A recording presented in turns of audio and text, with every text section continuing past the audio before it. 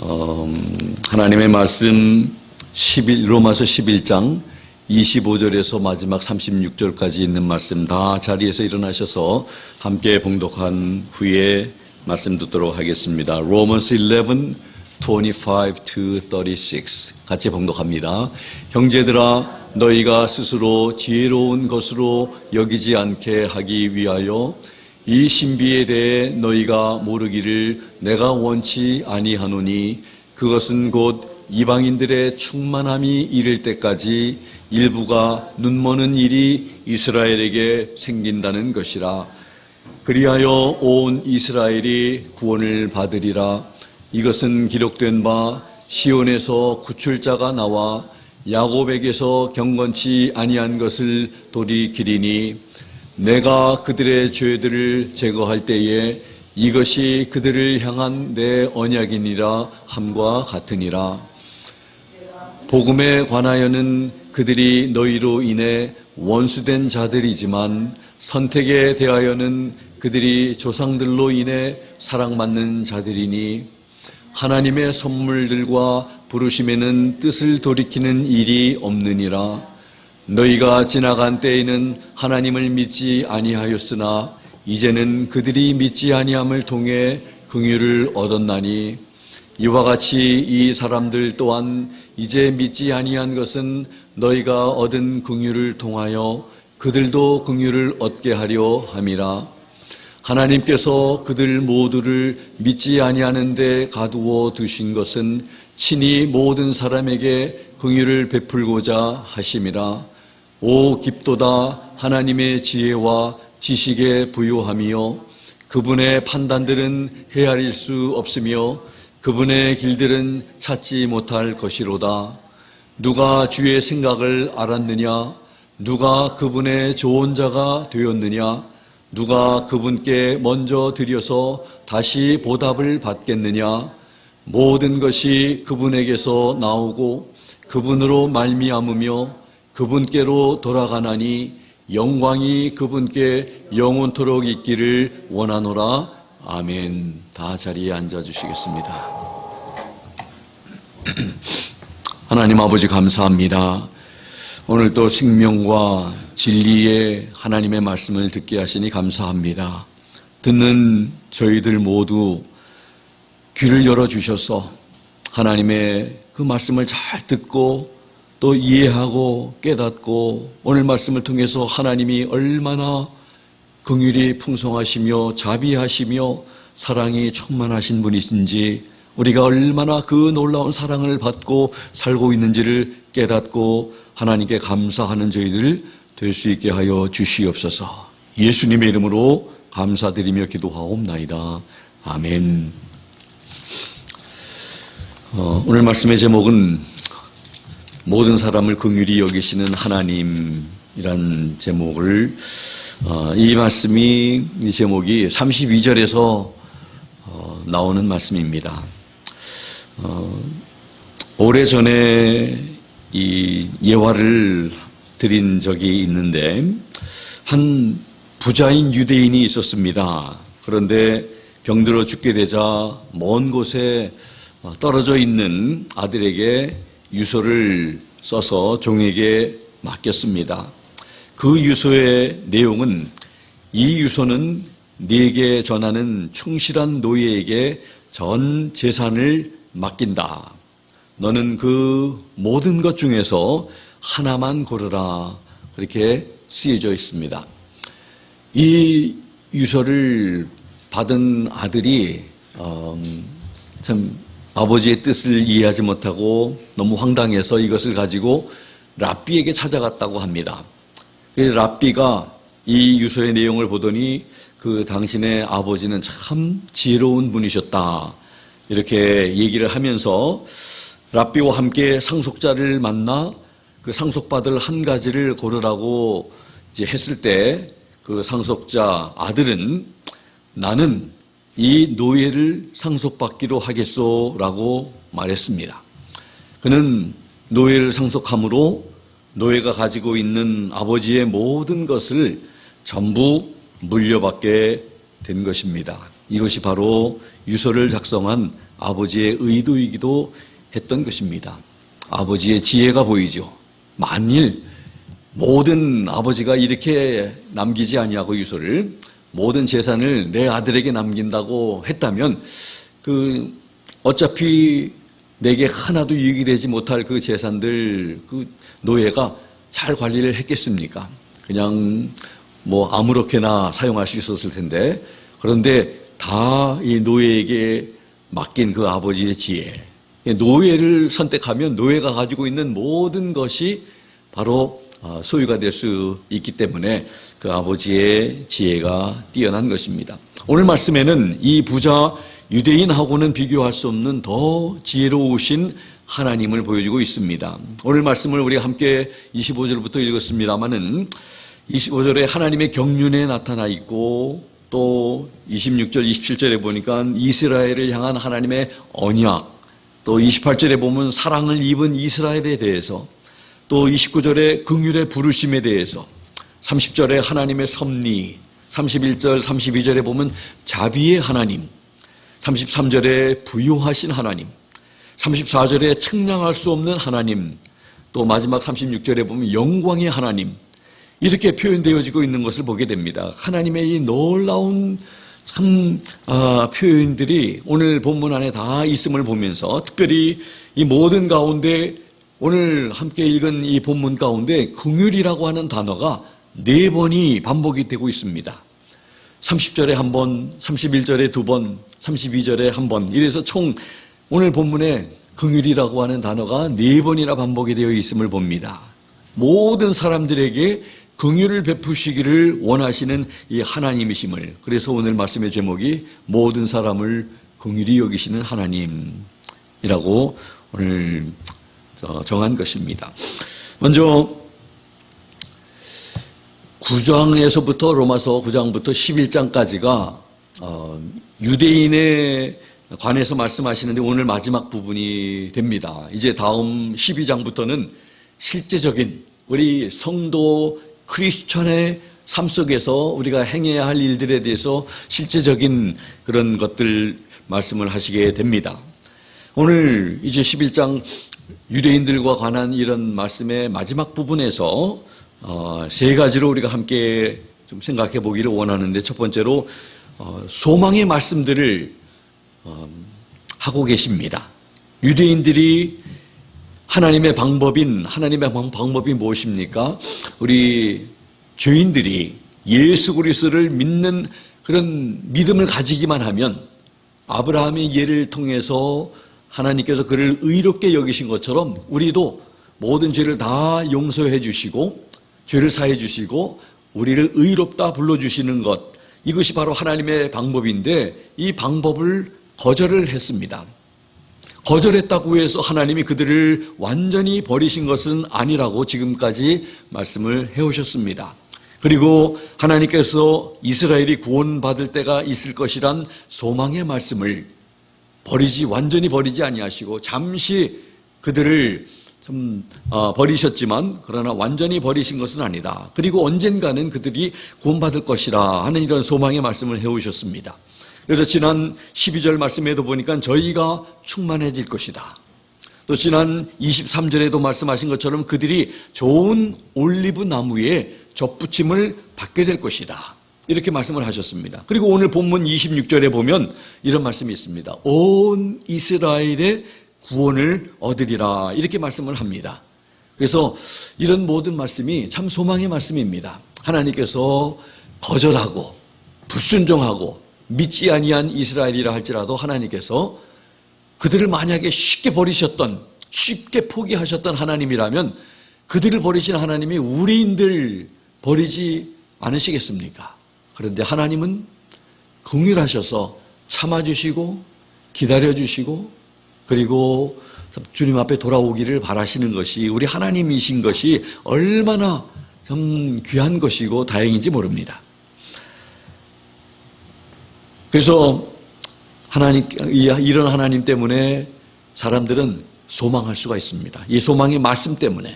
그래서 우리가 참 이런 소망을 할 수 있는 것이 하나님의 말씀 때문에 우리가 참 소망할 수 있는, 이런 하나님의 말씀 때문에 버리지 아니하신다고, 언젠가는 하나님께서 구원하실 텐데, 그래서 참 막연히 그냥 우리가 기대하는 것이 아니라 그랬으면 좋겠다 하는 이런 것이 아니라 하나님께서 온 때가 되면 이스라엘이 구원을 얻으리라고 하는 이러한 말씀 때문에 참 소망하게 되는 것입니다. 바라보게 되는 것입니다. 이것이 바로 소망의 말씀들입니다. 하나님의 철저하게 하나님의 말씀에 참 근거하고 있죠. 이제 두 번째는 이 소망의 근거, 소망을 가질 수 있는 근거 네 가지를 우리는 오늘 찾아볼 텐데, 또 지난 우리 본문에 있는 말씀도 좀 인용을 하게 될 겁니다. 첫 번째로 왜 우리가 이런 소망을 가질 수 있느냐, 16절에 지난주에 우리가 읽은 말씀입니다마는 처음 익은 곡식 가루와 뿌리가 거룩하기 때문이다, 이렇게 16절에서 말씀합니다. 첫 열매가 거룩하면 덩어리도 거룩하고 뿌리가 거룩하면 가지들도 그러하다 하는 이런 말씀.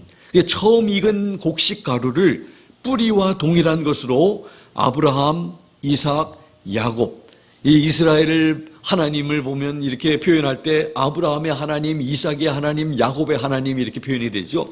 그들과 같은 족장들로 이해를 하고 있는 것입니다. 유대인 가지들은 그 뿌리가 거룩하였기 때문에 거룩하다고 간주되고 있는 것입니다.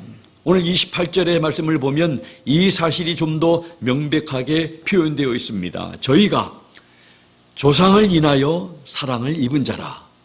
저희들은 참 이 조상덕을 본 사람들이라고 얘기할 수 있습니다. 조상들 때문에, 조상들과 맺은 하나님의 그 신실하신 언약 때문에 이들이 지금 하나님의 사랑을 입고 있다는 것입니다. 그래서 그들이 많은 불순종과 또 하나님 앞에 거절하고 하나님을 참 따르지 않았지만 그럼에도 불구하고 이 조상들로 인해서 이들이 하나님으로부터 사랑을 지금 받고 있는 것이다, 이렇게 말씀을 하고 있습니다. 이런 근거로 인해서 그들이 하나님 앞에 구원받을 것을 소망하고 있다는 것입니다. 두 번째로는 23절에 보면 우리 지난 주일날 보았습니다마는 바로 하나님의 능력 때문이라고 하는 것입니다. 23절에 보니까 그들도 여전히 믿지 아니하는데 머무르지 아니하면, 두 번의 부정을 이렇게 사용하면서 접붙여지리니 하면서 하나님은 능히 그들을 다시 접붙이실 수 있다고 말을 합니다. 하나님께서는 유대인들을 원 올리브 나무에 접붙이실 능력이 있으시다 말씀한 것입니다. 능력이 있으신 하나님께서 그것을 원하신다는 것입니다. 그래서 하나님의 이러한 능력 때문에, 그렇게 하실 수 있는 하나님의 능력 때문에 참으로 이스라엘이 이제 하나님의 때에 되면 하나님께 이제 좋은 올리브 나무에 하나님께 접붙임을 받게 될 것이다 하는 이러한 말씀의 근거로 인해서 그런 소망을 갖게 된다는 것입니다. 세 번째 근거는 어디 있습니까? 바로 이방인에게 나타난 하나님의 은혜 때문이다. 사도 바울이 말하기를 본래 야생 올리브 나무, 이것은 이방인을 가리키는 것이죠. 그 야생 올리브 나무와 같은 이방인들이 좋은 올리브 나무에 접붙여졌다면 본래 올리브 나무에 가지들인 이들이야 바로 유대인들을 가리키는데 더 말할 나위가 있겠는가 하는 지금 말씀입니다. 배척된 유대인들을 경멸한 이방인 그리스도인들의 이 교만을 저지하기 위해서 아주 적절하게 쓰여진 말씀입니다. 그러면서 지난주일 말씀을 우리가 들은 것처럼 이방인들에게 교만하지 말아라, 이렇게 경고한 바 있는 것입니다. 30절에 사도 바울이 말씀합니다. 30절 말씀 보니까 너희가 지나간 때에는 하나님을 믿지 아니하였으나 이제는 그들의 믿지 아니함을 통해 긍휼하심을 얻었다, 이렇게 말씀을 합니다. 이방인들도 예수님을 믿지 아니하였습니다. 그런데 유대인들이 하나님을 믿지 않았기 때문에 이제는 복음이 유대인에서 이제 이방인으로 이렇게 옮겨져 감을 통해서 이 하나님을 믿지 않았던 이방인들이 하나님의 긍휼하심을 얻게 되었다는 말씀을 지금 30절에 사도 바울이 하고 있습니다. 하나님께 순종하지 않았던 이방인들이 하나님의 긍휼하심을 입게 되었는데 그 이유가 무엇입니까? 지금까지 우리가 들은 말씀에 의하면 유대인들이 순종하지 않았기 때문에 긍휼하심을 얻을 기회가 주어졌다고 말하는 것입니다. 참 하나님의 은혜가, 하나님의 일하심이 참 놀랍지 않습니까? 근데 우리가 참 나중에 이제 또 발견하겠지만 하나님께서는 원래 하나님의 계획 속에는 유대인들만 구원하고자 하는 계획이 있었던 것이 아니라는 것이죠. 유대인들, 이방인들 모두 다 하나님께서는 구원하기를 원하셨다고 이미 말씀을 통해서 언급한 바 있습니다. 그러면 더 나아가서 31절의 말씀을 봅니다. 이와 같이 이 사람들 또한 이제 믿지 아니한 것은 너희가 얻은 긍휼을 통하여 그들도 긍휼을 얻게 하려 함이라. 여기 긍휼이 이제 두 번 나오죠. 30절에 한 번 긍휼이 언급되었고 31절에 긍휼이 참 이 믿지 아니한 유대인들이 그들로 인해 가지고 이제 유대인 이방인들이 하나님의 긍휼을 얻게 되었다. 그리고 유대인들 역시 또 긍휼을 얻게 하려는 하나님의 뜻이 있다고 하는 것을 31절에서 말씀합니다. 로마서 11장 31절에 보면 이스라엘의 이 믿지 않는 것으로 인해서 이방인에게 베푸시는 긍휼로 유대인들도 긍휼을 얻게 하신다.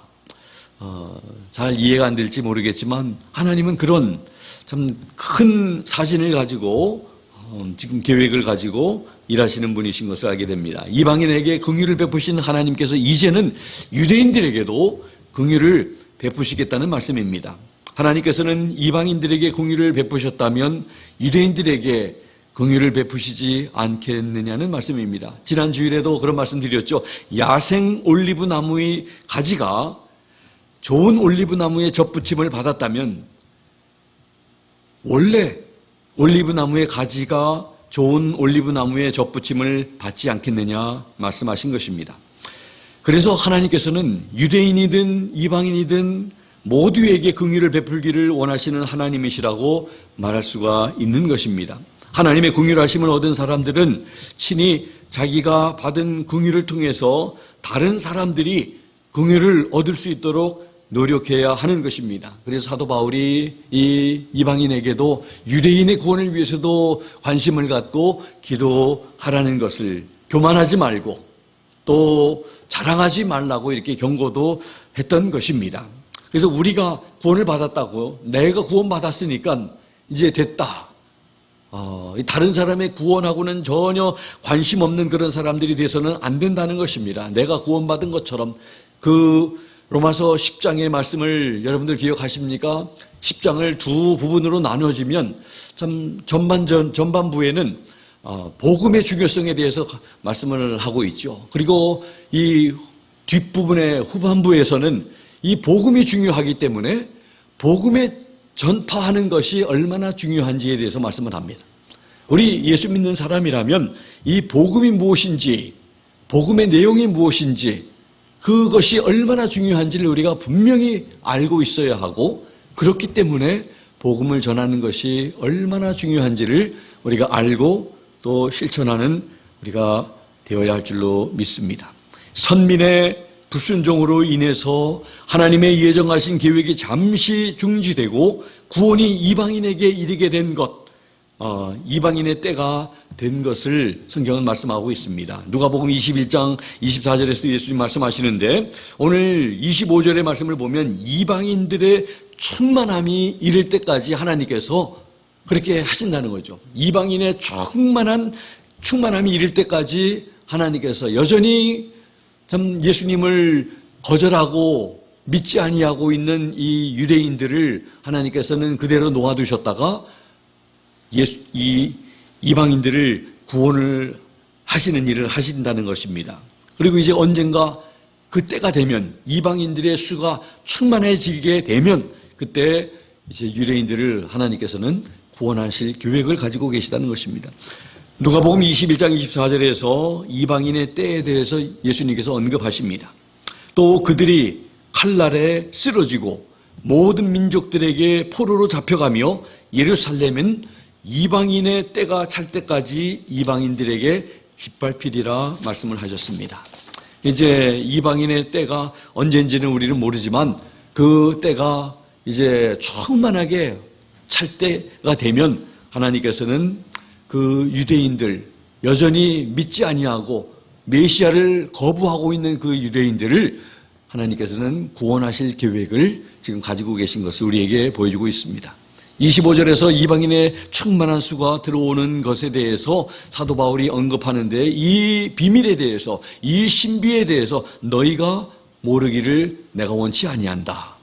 그때까지는, 이방인들의 충만함이 이를 때까지는 일부 유대인들이 참 눈머는 일이 이스라엘에게 생긴다는 것입니다. 그래서 보는 것 같지만 제대로 볼 것을 보지 못하고, 듣고는 있지만 제대로 듣지 못하는 그 유대인들에 대해서 지금 언급하고 있는 것입니다. 이방인의 충만한 수가 들어오는 때는 바로 마지막을 말하고 있습니다. 예정하신 계획에 따라 복은 유대인들에게 임하게 되며 그들은 선조 아브라함에 대한 이 언약 때문에 커다란 복을 받게 된다는 이 소망의 말씀입니다. 지금도 참 유대인들 가운데는 참 믿는 그런 사람들이 있죠. 메시아닉 주라고 말합니다. 메시아를 믿는 유대인들, 개인적으로 그리스도인으로서의 복을 받고 있지만 이 지금 유대인 이 때는, 이방인의 수가 충만한 그 때는 바로 국민적으로 구원받고 복을 받게 된다는 그런 말씀인 것입니다. 우리는 언제 이 이방인의 때가 끝날 것인지 모르기 때문에 항상 깨어서 참 준비하며 그리고 복음을 전하는 가운데 우리가 살아야 한다는 것을 우리에게 교훈하고 있습니다. 이제 네 번째 마지막 이 소망의 말씀을 우리가 통해서 가질 수 있는 그런 근거 네 번째는 바로 구약의 예언과 하나님 하신 약속 때문이다 하는 것을 보게 됩니다. 26절, 27절의 말씀을 보면 구약의 예언의 말씀을 인용하고 있습니다. 그리하여 온 이스라엘이 구원을 받으리라. 이것은 기록된 바 시온에서 구출자가 나와 야곱에게서 경건치 아니한 것을 돌이키리니 내가 그들의 죄들을 제거할 때에 이것이 그들을 향한 내 언약이니라 함과 같으니라. 이렇게 로마서 11장 26절 27절에 기록되어 있습니다. 이 말씀은 이사야서 59장 20절과 21절의 그 말씀을 좀 예언한 것을 인용한 것입니다. 그래서 오늘 이렇게 구약에 있는 말씀들이 참 인용된 그런 말씀들을 보면서 그 하나님의 예언에 따라 이제 메시아가 오시고 그 구원자가 오셔서 그 모든 죄의 문제를 해결하시는 것입니다. 여러분들 성탄절 하면 어린아기 예수 그리스도의 탄생, 성탄절의 주인이 바로 주인공이 예수님이시죠. 예수님이 왜 오셨는가? 왜 오셔야만 됐는가? 이것은 바로 우리 인간의 죄와 이렇게 연결이 되어 있습니다. 우리의 죄의 문제 때문에 예수님이 육신을 입고 이 세상에 오시게 된 것이죠. 그래서 26절에 보면 구원자가 시온에서 오사, 약속된 그리스도의 지금 오심에 대해서 지금 말씀하고 있습니다. 예수 그리스도는 위대한 구원자이십니다. 이사야를 보면 그 사실에 대해서 구속자가 시온에 오시리라. 이사야에서는 그리스도가 구속자로 되어 있고 로마서에는 구출자, 구원자 이렇게 불립니다. 예수 그리스도께서 이 구속하시는 방법은 바로 육신을 입고 이 죄에 대한 대가를 치르시고 구원하시는 것입니다. 대가를 치르시기 위해서는 육신을 입고 오셔야만 했던 것입니다. 그래서 성탄이 필요한 것입니다. 하나님께서 전능하시지만 모든 것을 다 하실 수 있는 분이시지만 영이신 하나님께서 참 육신을 입고 이 세상에 오시지 않으면 우리 인간의 죄의 문제를 해결할 수 있는 방법이 전혀 없는 것입니다.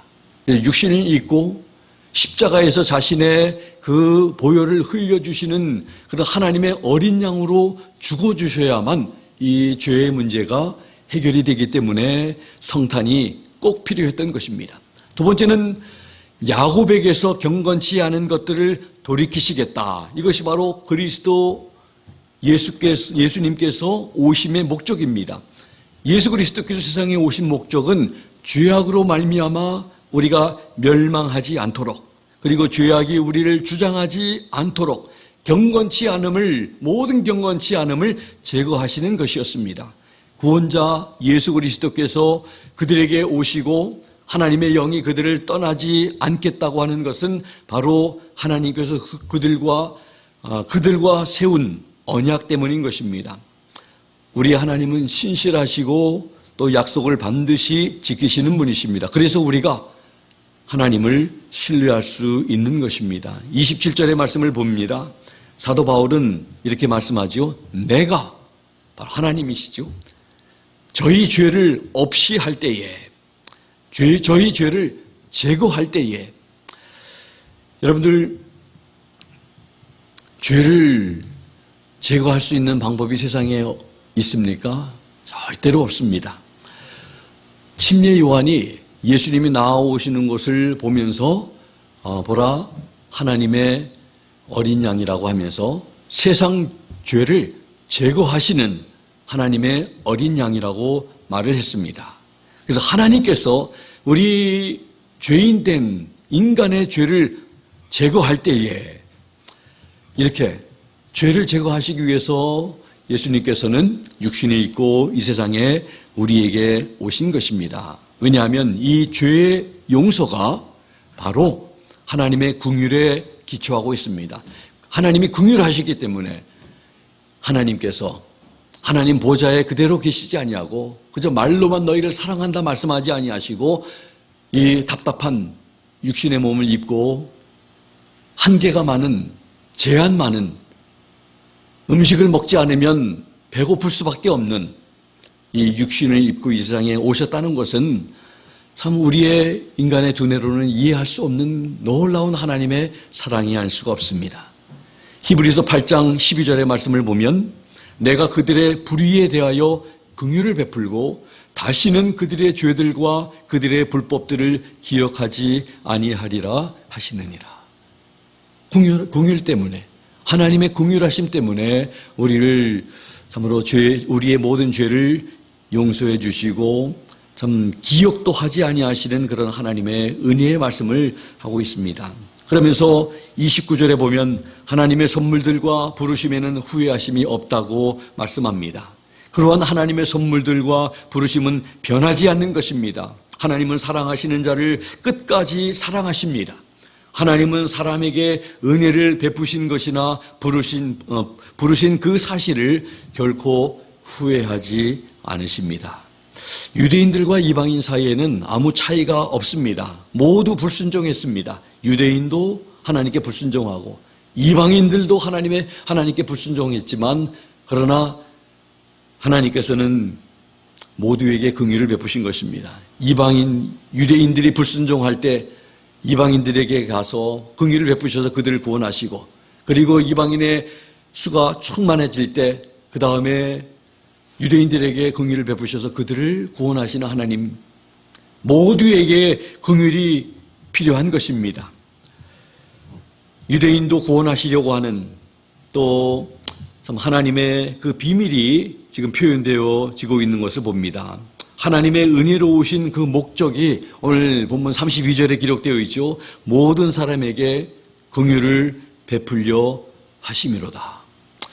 우리가 구원받은 것은 우리의 잘남이 아니라 우리의 참 다른 사람보다 조금 나은 그런 선함 때문이 아니라 우리의 노력 때문도 아니고 온전히 하나님의 긍휼하심 때문입니다. 그래서 오늘 말씀의 제목이 모든 사람을 긍휼히 여기시는 하나님이 된 것입니다. 그래서 이러한 네 가지 근거에 의해서 우리는 참 하나님 소망할 수 있는 것이고 유대인들이 이제 구원받을 것이라고 하는 소망을 가질 수 있다는 것입니다. 이제 마지막 세 번째에 보면 33절에서 36절에 보면 찬송과 영광을 하나님께 돌리고 있는 것을 보게 됩니다.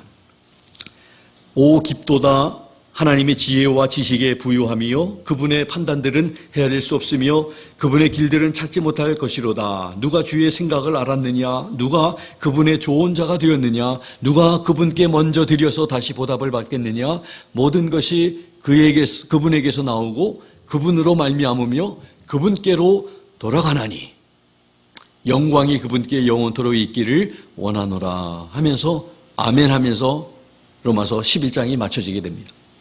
사도 바울은 기쁘신 하나님의 지혜와 부유하신 하나님의 지식 그리고 측량할 수 없는 하나님의 이 판단을 찬양하고 있습니다.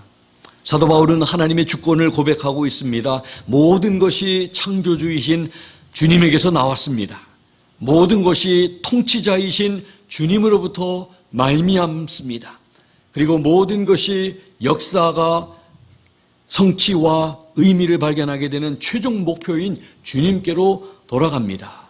그러기에 영광이 그분께 영원토록 있기를 원하노라. 아멘. 이렇게 마칩니다. 당연히 영광은 하나님께 속한 것입니다. 하나님께서 영광을 받으셔야 합니다. 왜냐하면 가치 없는 존재인 죄인들을 구원하셨기 때문입니다. 마태복음 6장에 우리가 예배 시작할 때마다 예수님께서 가르쳐주신 기도를 우리가 함께 고백하는데 그 기도에도 가르쳐 주시고 있습니다. 마태복음 6장 13절에 왕국과 권능과 영광이 영원토록 아버지의 것입니다. 이렇게 고백하고 있지 않습니까? 그것을 알고 사는 지혜가 우리에게 있어야 할 줄 믿습니다. 저는 이 말씀을 이렇게 보면서 성경이 참 이게 제 성경이 너덜너덜해가지고 지금 다 떨어지는데 창세기 1장부터 요한계시록 22장까지 이 많은 두꺼운 말씀을 간략하게 우리가 이렇게 생각해 보면 그러면 이 역사, 히스토리를 히스토리라고 이렇게 얘기를 하죠. 지금 인류의 역사, 이런 모든 것을 하나님의 그런 이야기, 창조로 시작해서 이제 하나님의 모든 계획과 뜻이 이루어지는 요한계시록의 이제 말씀까지를 우리가 어렵게 성경을 읽다 보면 어렵다, 이해가 안 된다. 물론 그런 말씀들도 참 있지만 그러나 하나님의 이런 이야기들을 참 간단하게 여러분들의 그런 그 언어로 성경을 한번 표현할 수 있으면 참 좋겠어요. 제가 그런 일들을 조금 앞으로 좀 이렇게 좀 도움이 좀 되고자 하는데 너무 어렵게 생각 안 하셔도 좋을 것 같아요. 하나님께서 한마디로 표현하자면 하나님의 사랑, 그렇게 표현할 수도 있겠고요. 이 많은 하나님의 말씀 중에서 좀 한 말씀으로 뽑자고 하면 요한복음 3장 16절의 말씀, 하나님의 사랑. 이번 성탄절, 이 성탄절의 이 절기도 참 성탄절의 주인공이신 예수 그리스도의 참 탄생, 바로 이것도 하나님의 긍휼하심, 하나님의 사랑 때문에 참 있게 된 것이고, 그래서 우리 하나님의 주권적인 역사 가운데 하나님의 은혜로 구원의 은총을 입은 성도는 언제나 이 하나님의 긍휼하심과 은혜의 찬송과 영광을 돌리고 그리고 하나님의 뜻에 순종하여 하나님을 기쁘시게 해야 한다는 것을 우리가 고백하게 됩니다. 하나님께서는 자신의 찬송을 받으시기 위해서 성도된 우리를 부르셔서 구원하셨습니다. 이사야서 43장 21절 이렇게 말씀하십니다. 이 백성은 내가 나를 위하여 지었나니 나의 찬송을 부르게 하려 함이니라. 하나님은 우리의 찬양을 받으시기를 즐거워하시는 분이심을 알게 됩니다.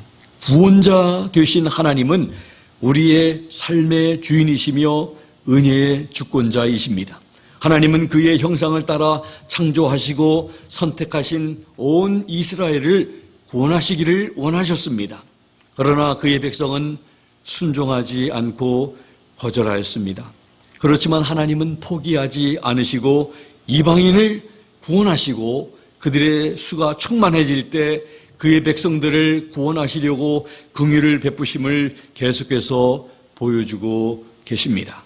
하나님은 유대인뿐 아니라 이방인들 모두에게 긍휼을 베푸시는 하나님이십니다. 성도는 그런 하나님께 찬송과 영광을 돌리며 살아야 합니다. 모든 것은 하나님으로부터 시작하여서 하나님에게서 끝나야 하고 방법도 하나님으로 인해 이루어진다는 것. 그래서 그 하나님의 방법은 놀랍게도 바로 십자가입니다. 십자가를 통해서 하나님으로부터 분리되었던 우리 죄인인 인간들을 하나님께 나아올 수 있는 길을 마련해 주신 것입니다. 그래서 요한복음 14장 6절에 나는 길이요 진리요 생명이니 나로 말미암지 않고는 아무도 아버지께 올 자가 없다고 했습니다.